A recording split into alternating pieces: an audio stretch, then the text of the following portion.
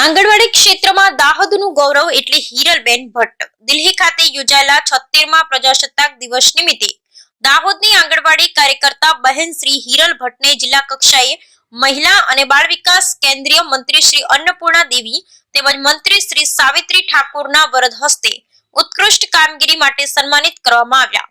સમગ્ર ગુજરાત રાજ્યમાંથી લગભગ 12 જેટલી આંગણવાડી બહેનોની યાદીમાં દાહોદ જિલ્લામાંથી હિરલબેન ભટ્ટની પસંદગી. નારી શક્તિ ઘરના ઉંબરાને વટાવી આજે આકાશ સુધી પહોંચી ગઈ છે. હવે તો એવું એક પણ ક્ષેત્ર નથી કે જ્યાં નારીનો ડંકો વાગતો ન હોય.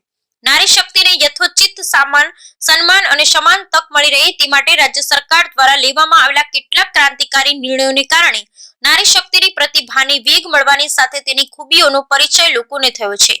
દિલ્હી ખાતે યોજાયેલા 76મા પ્રજાસત્તાક દિવસ નિમિત્તે દાહોદની આંગણવાડી કાર્યકર્તા બહેન શ્રી હિરલ ભટ્ટને જિલ્લા કક્ષાએ મહિલા અને બાળ વિકાસ કેન્દ્રીય મંત્રી શ્રી અન્નપૂર્ણા દેવી તેમજ રાજ્ય મંત્રી શ્રી સાવિત્રી ઠાકોરના વરદ હસ્તે ઉત્કૃષ્ટ કામગીરી માટે સન્માનિત કરવામાં આવ્યા હતા.